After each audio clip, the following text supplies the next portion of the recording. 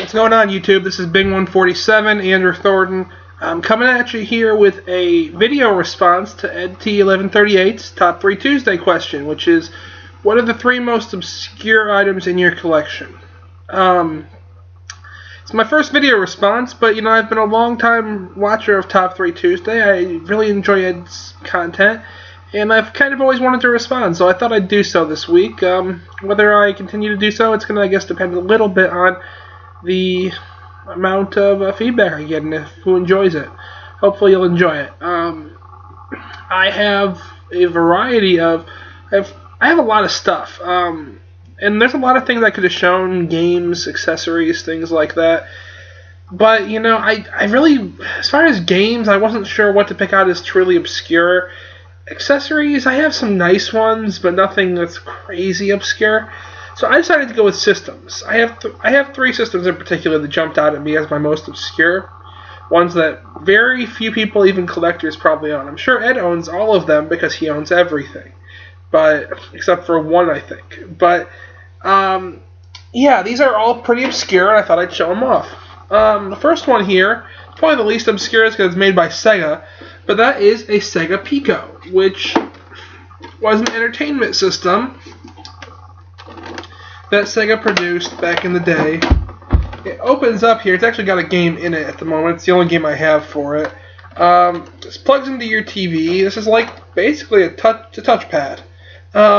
It's actually pretty cool. I mean, some of the things we would see in gaming later on came from it. I would never have paid a lot of money for this, but if you can see the tag there, and you probably can't really read it, but this was 49 cents at Goodwill a while ago.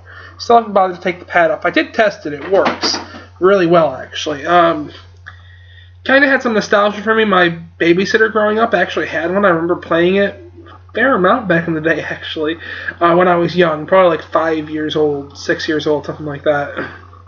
Maybe 7 or 8, but no older than that. And yeah, I really enjoyed it, so I decided to do that. Next one I actually got at a garage sale. I paid $2 for this, including a boxed game, a copy of Pinball in the box. Don't have that here with me, but the system is also boxed and complete. That is the Microvision. This was the original handheld system with interchangeable games.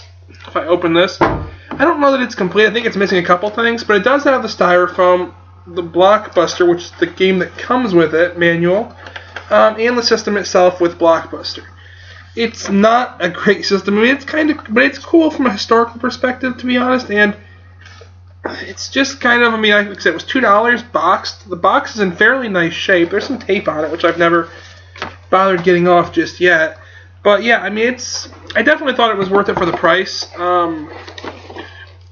Actually boxed and complete box like this, these go for quite a bit of money. I'm not saying that I wouldn't get rich on selling it, but I'd make significantly more than 20 times my investment. So, yeah, that's the Microvision. Pretty cool, I thought. The last one here is the Samsung Nuon. I don't know where it's right there. If you can see it, it says Nuon Enhanced DVD Player. The Nuon is a gaming system / DVD player. It came out in the early 2000s. I think there's all of 7 games for it worldwide, 6 in the US. If you open this here, there's 2 ports for game controllers, which are still readily available, and so are most of the games, although a couple of them have gotten kind of pricey. I picked this up online, actually. There was a guy who was selling it for significantly less than they usually go for. Honestly, he didn't charge me that much more than shipping. And so I decided to give it a go, primarily because, honestly, I was interested in the game Tempest 3000, which is actually still a Nuon exclusive. It was the last version of Tempest that's been made, which is a classic arcade game, made by the original creator. I don't have the controller yet. I have a remote, which you can play games with, but not particularly well, and I don't actually have any games for it yet. I've tested it with DVDs to make sure it plays DVDs, but that's all. But yeah, I picked that up mainly because I do eventually want to play Tempest 3000. That's it. I don't think there's anything else on there I'm really interested in. I mean, maybe And there's a version of Tetris on there, which is supposedly a fine version of Tetris, but I mean, there's a million ways to play Tetris. But maybe I pick that up eventually just because it's, you know, something else to have for my new one.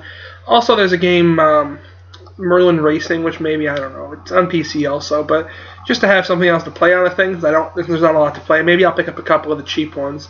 There's some free-falling game which goes for like $5, you know. I'll probably pick up some games for it eventually just because they're not very expensive. But anyway, that's the most obscure thing I think I have in my collection is probably that new one. Anyway, that's it. I hope you enjoyed the video. Thank you very much for watching. This is Big147 signing out.